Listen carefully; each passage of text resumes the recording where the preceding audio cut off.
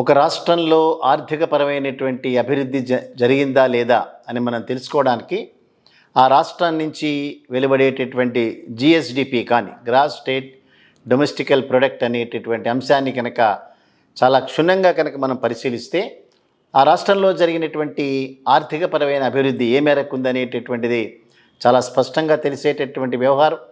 అంటే జిఎస్డిపిని మనం దాన్ని క్యాలిక్యులేట్ చేసేటటువంటి విధానాన్ని కనుక మనం చూస్తే ఒక సంవత్సర కాలంలో ఒక రాష్ట్రంలో ఉత్పత్తి చేసినటువంటి అంశాల యొక్క total some of the value, అంటే వాటి వాల్యూ యొక్క భాగం మొత్తం, అదే రకంగా ఆ రాష్ట్రం నుంచి వెలువడినటువంటి సర్వీసెస్ ఏవైతే ఉన్నాయో వాటి యొక్క టోటల్ వాల్యూని కనుక రెండూ కనుక కలిపితే వచ్చినటువంటి దాన్ని మనం ఆ రాష్ట్రం నుంచి ఉన్నటువంటి జిఎస్డిపిగా దాన్ని మనం పరిగణిస్తాం. సో దాన్ని బట్టే ఆ రాష్ట్రంలో ఎకనామికల్ యాక్టివిటీ జరుగుతుందా లేదా కేవలం రాజకీయపరమైనటువంటి మనస్పర్ధలు, రాజకీయపరమైనటువంటి కొట్లాటలు మాత్రమే జరుగుతున్నాయా, లేదా ఆ ప్రజల యొక్క ఆర్థికపరమైనటువంటి మూలాలన్నీ పెరిగేటటువంటి అవకాశం ఉందా అనేటటువంటిది జిఎస్డిపి ద్వారా మనకి తెలిసేటటువంటి వ్యవహారం. ఇవన్నీ కూడా కేంద్ర ప్రభుత్వానికి సంబంధించినటువంటి స్టాటిస్టికల్ డిపార్ట్మెంట్ చేసేటటువంటి అంశాలు. అదే రకంగా రిజర్వ్ బ్యాంక్ ఆఫ్ ఇండియా ఏ రాష్ట్రమైనా సరే దాన్ని ఏ రకంగా ఎకనామికల్ యాక్టివిటీ జరుగుతుందని గమనించి వారికి సూచనలు చేసేటటువంటి ఒక సంస్థగా రిజర్వ్ బ్యాంక్ ఆఫ్ ఇండియా ఉంటుంది. అదే రకంగా కాగ్ అనేటటువంటి సంస్థ ఈ ప్రభుత్వాలు చేసినటువంటి ఆదాయాలు, వారు పెట్టినటువంటి ఖర్చులు కూడా ఏ రకంగా ముందుకు వెళ్తున్నాయి, ఆస్తుల క్రియేషన్లో అవన్నీ కూడా ఉన్నాయా, కేవలం రెవెన్యూ ఎక్స్పెండిచర్ మీద మాత్రమే వారి యొక్క దృష్టి పెడుతున్నారా, లేదా క్యాపిటల్ ఎక్స్పెండిచర్ మీద ఏదైనా వారికి ఆలోచనలు ఉన్నాయా అనేటటువంటిది చాలా జాగ్రత్తగా comptroller and auditor general department కూడా చేసేటటువంటి అంశంగా మనం పరిగణించాలి. సో ఆ రూపంలో కనుక మనం చూస్తే ఆంధ్రప్రదేశ్ నుంచి రిప్రజెంట్ చేస్తున్నటువంటి రాజ్యసభ సభ్యుడు పరిమళ్ నత్వాని అనేటటువంటి వ్యక్తి నిన్ననే వారు ఒక ట్వీట్ చేస్తూ ఆంధ్రప్రదేశ్ రాష్ట్రంలో దేశం మొత్తంలో ఎక్కడా జరగనటువంటి రీతిలో 50.8% పైబడే జిఎస్డిపి జరిగింది అనేటటువంటి ఒక మాట ఒక ప్రముఖ పారిశ్రామికవేత్తగా ఆంధ్రప్రదేశ్ రాష్ట్రం నుంచి ఉన్నటువంటి ఒక రాజ్యసభ సభ్యుడిగా వారు తెలియజేసినారు.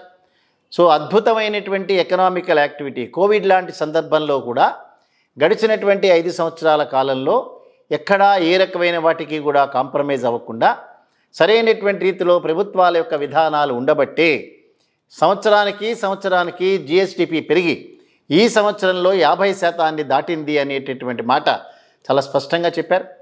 దానికి సమాధానంగా సుబ్రహ్మణ్య స్వామి అనేటటువంటి ఒక సీనియర్ పార్లమెంటేరియన్, ఆర్థిక పరమైనటువంటి విషయాల్లో వారికి చాలా అవగాహన ఉండేటటువంటి వ్యక్తి, వారు కూడా దానికి రిప్లై ఇస్తూ ఇవన్నీ కూడా ప్రశంసించాల్సినటువంటి అంశాలు, జగన్మోహన్ రెడ్డి గారు అదే రకంగా వైసీపీ ప్రభుత్వం ఎంత ప్రశంసకైనా వారు అర్హులు, అన్ని రకాలైనటువంటి ఒత్తిడిని తట్టుకుంటూ అన్ని రకాలైనటువంటి అవాంతరాలని కూడా ఎదుర్కొంటూ 50% పైబడే జిఎస్డిపిని సాధించటం అనేటటువంటిది అది చాలా గర్వించదగినటువంటి విషయం.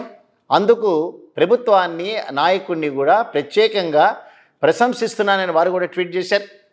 దానిలో భాగంగా రెండవ కార్యక్రమం కనుక మనం చూస్తే state bank of India research group అనేటటువంటిది మొన్ననే ఈ 5 సంవత్సరాల కాలంలో రాష్ట్రంలో సేకరించినటువంటి బ్యాంకులు, వివిధ రకాలైనటువంటి ఫైనాన్షియల్ సంస్థలు సేకరించినటువంటి డిపాజిట్ల శాతం ఎంత, అదే రకంగా ఆంధ్రప్రదేశ్ రాష్ట్రంలో వారు చేసినటువంటి వ్యాపారాలకు సంబంధించినటువంటి రుణ సహాయం ఎంతవరకు చేశారనేటటువంటి దాని మీద 5 సంవత్సరాల కాలంలో చాలా డీటెయిల్డ్గా వారి యొక్క వివరాలను పొందుపరుస్తూ ఆంధ్రప్రదేశ్ రాష్ట్రంలో జగన్మోహన్ రెడ్డి గారి నాయకత్వంలో ఉన్న ప్రభుత్వం యొక్క పర్యవేక్షణలో అద్భుతమైనటువంటి ఎకనామికల్ యాక్టివిటీ జరిగిందని స్వయానా స్టేట్ బ్యాంక్ ఆఫ్ ఇండియాకి సంబంధించిన రీసెర్చ్ గ్రూప్ రాష్ట్ర ప్రభుత్వాన్ని ప్రశంసించింది.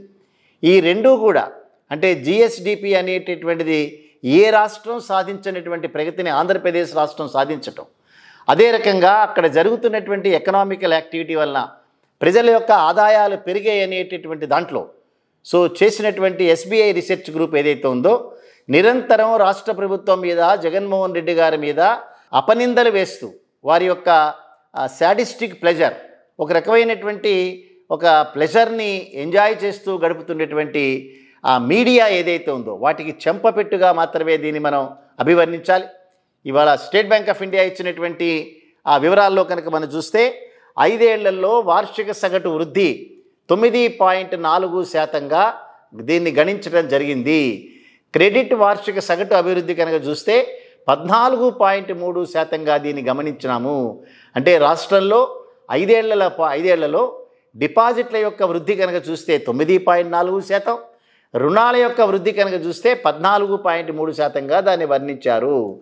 దాన్ని మాట్లాడుతూ రాష్ట్ర ప్రజల ఆదాయ పెరుగుదలకు ఇదే నిదర్శనం అనేటటువంటి మాట చెప్పారు. అలాగే అర్హతలున్న వారందరికీ కూడా రుణాలు చాలా ఫ్రీగా లభ్యమవుతున్నాయి ఆంధ్రప్రదేశ్ రాష్ట్రంలో అనేటటువంటి మాట చెప్పారు. సో దానికి వారు మాట్లాడుతూ డిపాజిట్లు రాష్ట్రంలో క్రెడిట్ పెరిగినట్లుగా ఒక నివేదికని రిలీజ్ చేస్తూ గడిచినటువంటి 5 ఏళ్లలో ఇందాక మనం మాట్లాడుకున్నట్టుగా 9.4 డిపాజిట్లలో 14.3 రుణాల్లో కూడా వృద్ధి చెందిందని చెప్పారు. 5 ఏళ్లలో బ్యాంకుల్లో ప్రజల డిపాజిట్లు సగటున 9.4% నమోదవ్వటం అనేటటువంటిది ప్రజల ఆదాయాలు పెరగడమే నిదర్శనంగా కనిపిస్తోంది. కోవిడ్ సమయంలో కూడా రాష్ట్ర ప్రజలు జీవనోపాధికి సమస్యలు లేకుండా రాష్ట్ర ప్రభుత్వం అమలు చేసినటువంటి పథకాలు సత్ఫలితాలు ఇచ్చాయనడానికి డిపాజిట్లలో వృద్ధే నిదర్శనంగా నిలుస్తోంది. ఇక నవరత్నాల ద్వారా అర్హులందరికీ పేదలందరికీ కూడా జీవన ప్రమాణాలు పెంచడమే లక్ష్యంగా రాష్ట్ర ప్రభుత్వం వారికి నేరుగా నగదు బదిలీలు చేయటం జరిగింది. అలాగే బ్యాంకుల ద్వారా పేదలతో పాటు రైతులకు, స్వయం సహాయక సంఘాల మహిళలకు, ఎంఎస్ఎంఈలకుతో పాటుగా వివిధ పథకాల కింద బ్యాంకుల నుంచి రుణాలు ఇప్పించి వారి ఆదాయాలు మెరుగుపడేలాగా రాష్ట్ర ప్రభుత్వం పలు చర్యలు తీసుకుంది. అందులో భాగంగానే ఎస్సీ ఎస్టీ మైనారిటీలతో పాటు మహిళలకు బ్యాంకుల నుంచి రుణాలు విరివిగా లభించేటట్లుగా రాష్ట్ర ప్రభుత్వం చర్యలు చేపట్టింది. దీంతో గడిచినటువంటి 5 ఏళ్లలో రుణాల అభివృద్ధి 14.3% పెరిగింది.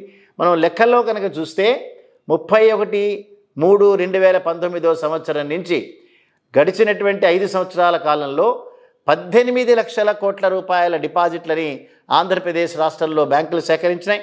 అదే రకంగా రుణ వితరణ కనుక మనం చూస్తే 26 లక్షల కోట్ల రూపాయల రుణాలని ఆంధ్రప్రదేశ్ రాష్ట్రంలో ప్రజలకు ఇచ్చినట్లుగా reserve bank of India declare చేసింది. అదే కాకుండా నవరత్నాలు పేదరందరికీ, ఇల్లు లబ్ధిదారులకు పావలా వడ్డీకి రుణాలను ఇప్పిస్తోంది. వీధుల్లో వాడల్లో చిరు వ్యాపారాలు చేసుకునే వారికి బ్యాంకుల ద్వారా 0 వడ్డీకే రుణాలు ఇప్పిస్తోంది. ఇక వైఎస్ఆర్ చేయూత ద్వారా పేద మహిళలందరికీ ప్రభుత్వం ఆర్థిక సాయం అందించడంతో పాటుగా బ్యాంకుల ద్వారా రుణాలను మంజూరు చేయించడమే కాకుండా వ్యాపారాలు చేసుకునేటట్లుగా ప్రభుత్వం ప్రోత్సహిస్తోంది. వీటన్నిటికీ మనం చూస్తే ఆంధ్రప్రదేశ్ రాష్ట్రంలో అద్భుతమైనటువంటి ఎకనామికల్ యాక్టివిటీ, దాదాపుగా 18 లక్షల కోట్ల రూపాయల డిపాజిట్లు సేకరించడం, 26-27 లక్షల కోట్ల రూపాయల పైబడి రుణాలు ఇప్పించడం అనేటటువంటిది ఆంధ్రప్రదేశ్ రాష్ట్రంలో ఆదాయాలు పెరుగుతున్నట్లుగాను, యువత అందరూ కూడా తన కాళ్ళ మీద తన నిలబడేటట్టుగా బ్యాంకుల ద్వారా రుణ సహాయం పొందుతున్నట్లుగా స్పష్టంగా కనిపిస్తోంది. ఇదే రకమైనటువంటి యాక్టివిటీ ద్వారా రాష్ట్ర యొక్క ఆదాయం పెరగాలి, రాష్ట్ర ప్రజల యొక్క ఆదాయం పెరగాలి.